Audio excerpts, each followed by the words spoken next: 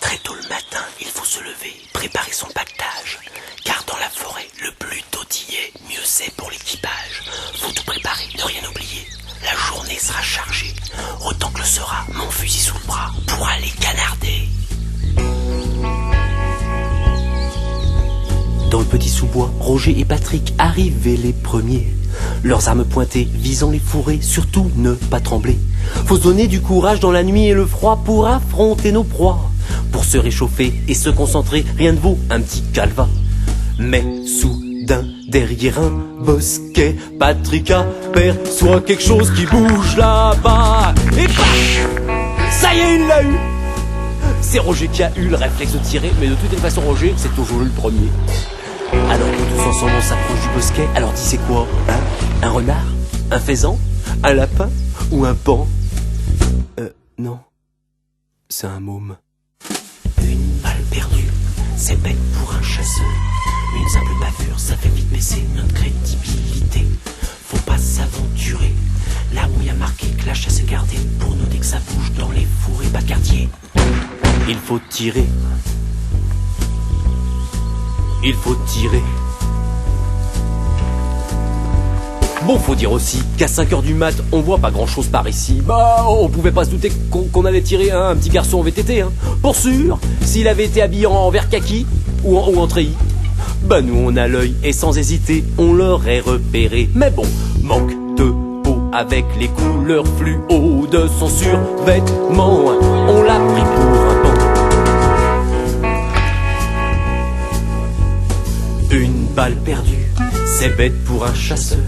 Une simple bavure, ça fait vite baisser notre crédibilité. Mais faut pas s'aventurer là où y a marqué que la chasse est gardée. Pour nous dès que ça bouge dans les fourrés, pas de quartier. Il faut tirer. Il faut tirer. Mais dans son malheur, le petit gamin n'est pas mort pour rien. Tout en s'écroulant, il a écrasé un petit marcassin. Pour une balle perdue, un gibier de retrouvé, tu parles d'une bonne affaire. Cette matinée, si mal commencée, va finir du tonnerre. Faut sortir les verres, fêter et trinquer le bébé facochère. Patrick et Roger avaient tout prévu et amené la glacière. Du rouge et du blanc et du rouge, n'importe quoi fera l'affaire. Au bout de quelques verres, on reprend nos canons et on joue à la guerre. Et paf! Je tire sur Patrick. Esblang, je cartonne Roger, j'ai gagné. Et là, je me retrouve comme un con, pété comme un coin, avec 3 cadavres au moka. Et plus personne pour jouer avec moi. La chasse est gâchée, il faut tout ranger, les corps LVTT. Alors j'ai donné 2 dés macabées en pâture au sanglier. J'ai gardé le 3e pour ma collection, il manquait un trophée. Et depuis ce jour, sur ma cheminée, j'ai fait empailler Roger. Roger? On a dénombré sur le sol français pour cette année qui passe le nombre inquiétant mais pas surprenant de 50 accidents de chasse.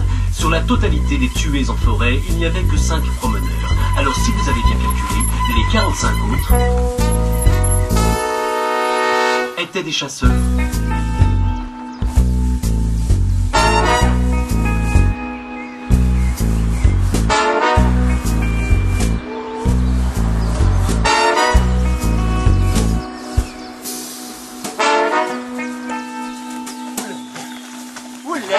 Là, ça secoue. Oh putain, ça casse.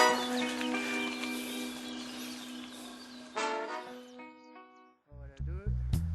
Ah bah bien, ok. T'as vu, elles ont eu tout fini, hein. Je ne remonte pas mon réveil. J'ouvre les yeux face au soleil. Je cherche dans la forme des nuages un message. Je prends la vie comme elle vient. Je laisse faire le destin sans penser à demain. Le bonheur est relatif. Je pas oisif, plutôt contemplatif.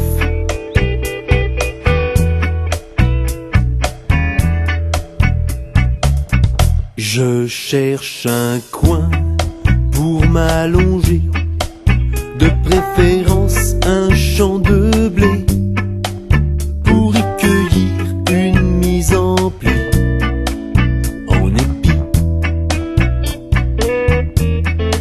J'aime revenir avec l'envie de mettre à l'eau tous mes soucis, chanter sous la douche à tue-tête la variette. Je prends la vie comme elle vient, je laisse faire le destin sans penser à demain. Le bonheur est relatif, je ne suis pas oisif, plutôt contemplatif. Je prends la vie comme elle vient, je laisse faire le destin sans penser à demain.